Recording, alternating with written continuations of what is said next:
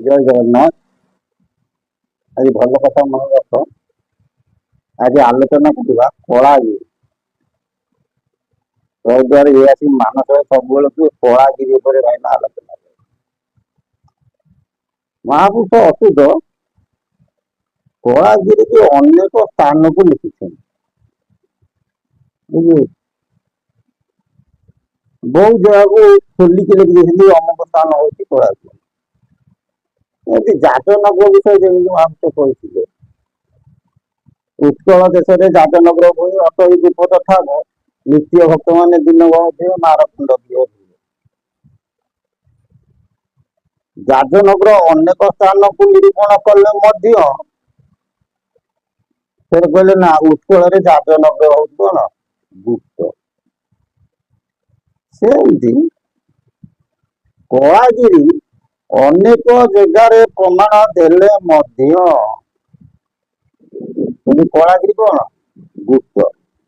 କାହିଁ ମହାପୁରୁଷ ସେ ଜାଣିଥିଲେ କଳିଯୁଗ ଲୋକ କେତେ ଚାଲାକ।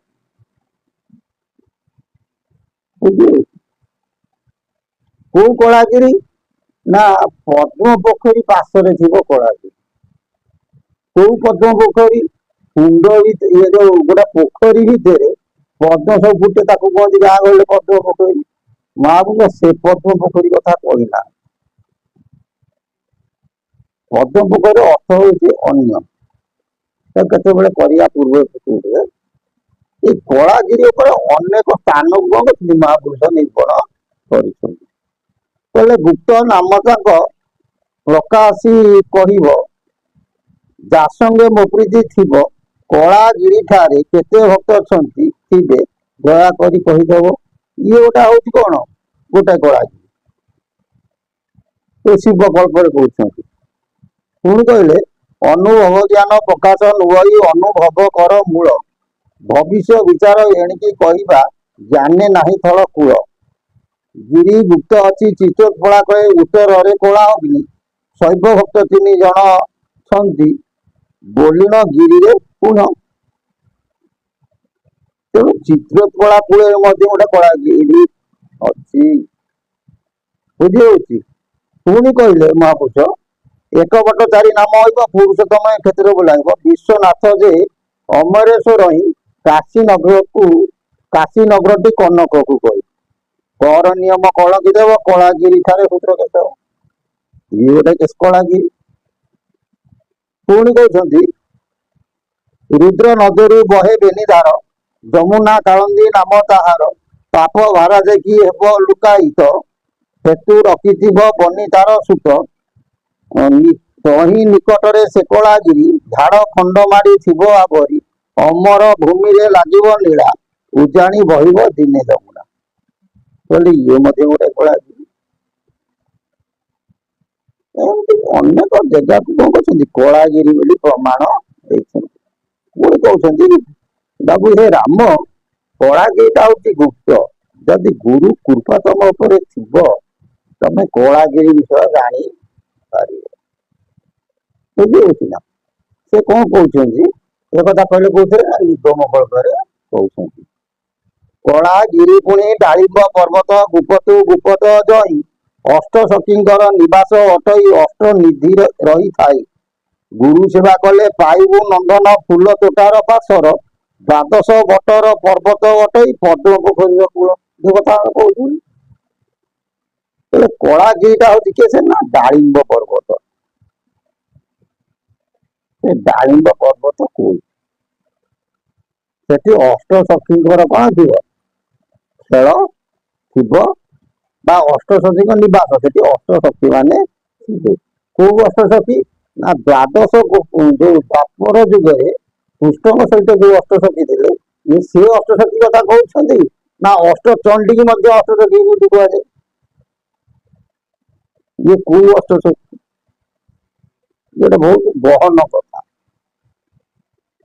ଅଷ୍ଟ ଚଣ୍ଡୀ ଅଷ୍ଟସଖୀ ନା କୃଷ୍ଣଙ୍କ ସହିତ ଯୋଉ ଅଷ୍ଟସଖୀ ଥିଲେ ସେ ଅଷ୍ଟସଖୀ? କାରଣ ସେଟା ଅନାଦି ଗୁରୁଙ୍କର କ୍ଷେତ୍ର, ତାକୁ କେତେବେଳେ ପଛରେ ଆଲୋଚନା କରିବା। କହିଲେ ଗୁରୁ ସେବା କଲେ ପାଇବୁ ନନ୍ଦନ ଫୁଲ ତୋଟାର ପାଶର, ବୋଲେ ଡାଳିମ୍ବ ପର୍ବତଟା ହଉଛି କୋଉଠି ନା ଫୁଲ ତୋଟା ପାଖରେ ହେଇଛି। ତମେ ଯଦି ଗୁରୁ ସେବା କରିବ ତାହେଲେ ତମେ କଣ ହବ ସେଠି ପହଞ୍ଚି ପାରିବ। ଦ୍ୱାଦଶ ବଟର ପର୍ବତ ଅଟେ ଏଇ ପଦ୍ମ ପୋଖରୀର କୂଳ, କହିଲେ ସେଠି ପଶ୍ଚିମରେ ଥିବ ପଦ୍ମ ପୋଖରୀ, ଦ୍ୱାଦଶ ବଟ ଥିବ ଏବଂ ଫୁଲ ତୋଟାର ପାଖ ଇଏ ହେଇଥିବ। ସେ ଜାଗାଟି କିଏ ସେ ନା ଡାଳିମ୍ବ ପର୍ବତ ଯିଏ, କଳାଗିରି ହଉଛି ସିଏ। ଏଇ କଥା ଉପରେ ପୁଣି ମଧ୍ୟ ସେ ପ୍ରମାଣ ଦେଇଛନ୍ତି କୋଉଥିରେ ନା ଶିବକଳ୍ପ 81 ନିକଟରେ।